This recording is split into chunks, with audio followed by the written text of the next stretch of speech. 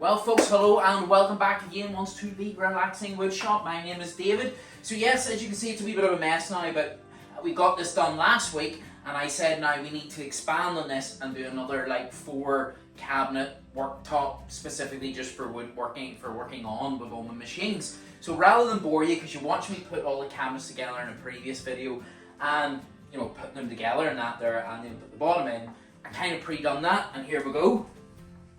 So what I now plan on doing is we're going to get the doors in. I'm going to show you how you put the hinges on. They're so easy, it's mental. But I'm going to show you how you put the hinges on. We're going to show you how you put the wee handles in to make sure they're all perfectly even, because I made the cheapest jig probably on earth. We're going to get the worktop on, drill the worktop down, and then put a wee backing plate just to the back of it, and it is done. So again, just to recap, what we did with that one was just put the poke beams in, give them a wee paint, set these on, make sure it's nice and flush. I'll adjust it accordingly to make sure that it's level, and then put these wee spacers and again painted them to match. So let's get cracking. We'll just put all this together and see what it looks like, and then the mystery ingredient will go into the center. This is partly IKEA product, so it's just a matter of stripping back your plastic till you get your nice wee bit. Make sure these match up to which side that you're going to put your door on. So I want 2 handles facing in and 2 handles facing in both ways. So this one's then going to go here. Okay, I warned you it was the cheapest jig in the world. It is nasty, it is aggressive, and it just looks something like this. This is my jig. So it's literally all cut off pieces of wood that I'm going to end up putting in the log burning stove, but this getting one more use out of them. So I'm using it to angle up the wee door handles. So it's just a matter of setting it here, bringing it in, and there's my door handle that goes in there.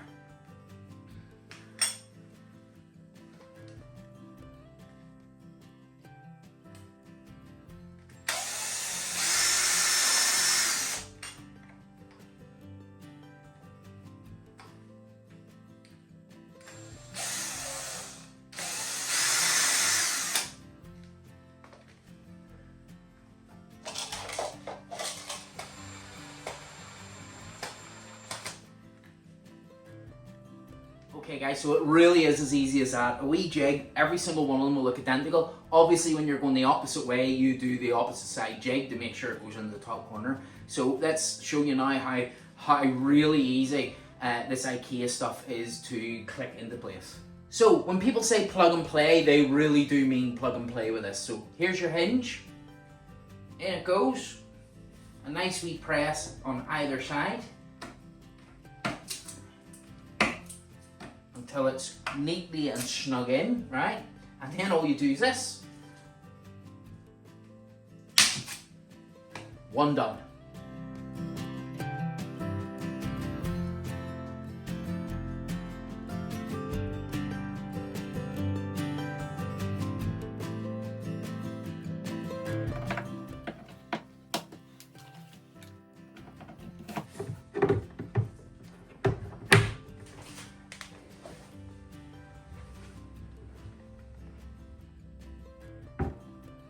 And just like that, we have our 4 doors on with the brackets and the handles, and they're wee soft close brackets, so they are as well. If you're prepared to wait that long. Yeah. So now what we need to do, put a wee brace across here and a brace along the back, and then we're going to set down, cut and set down the worktop. So we need a wee brace to sit in to match that one there.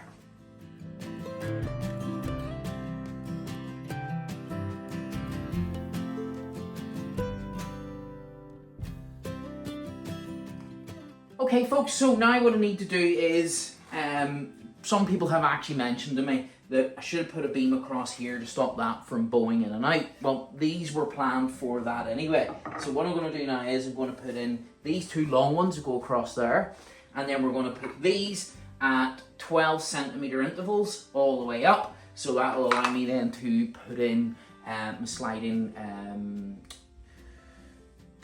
what's the word I'm looking for? I've actually gone completely blank. For holding on with screws, bolts, nuts and nails, you know, the organisers and organisers. So I'm going to put my organisers in there, and then it's going to look lovely.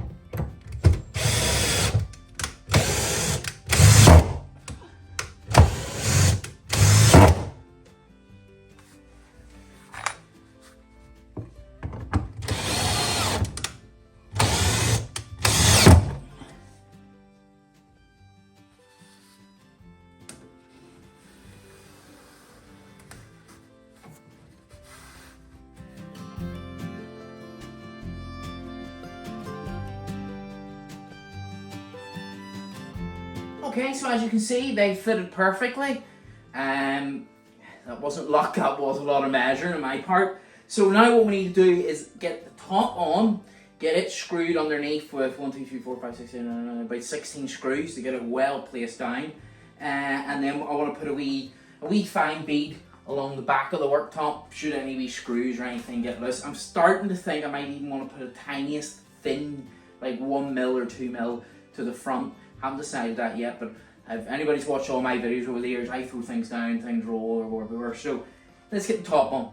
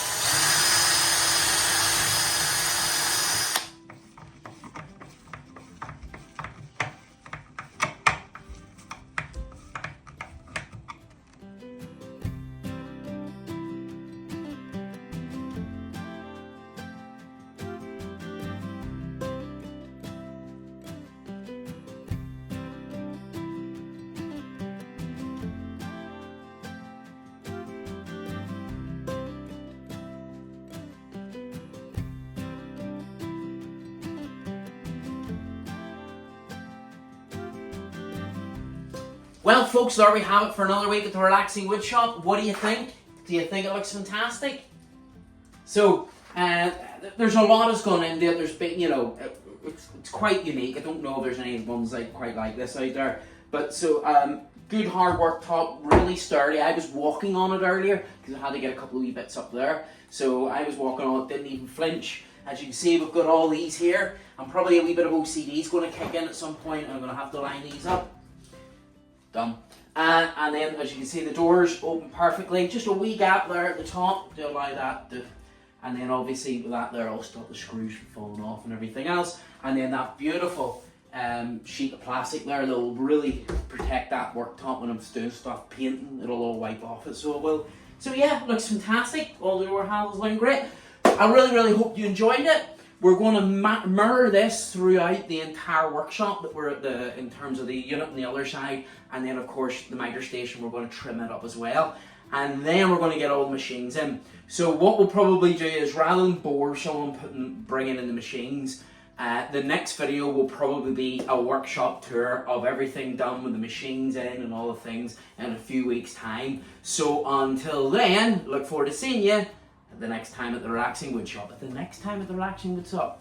Take care.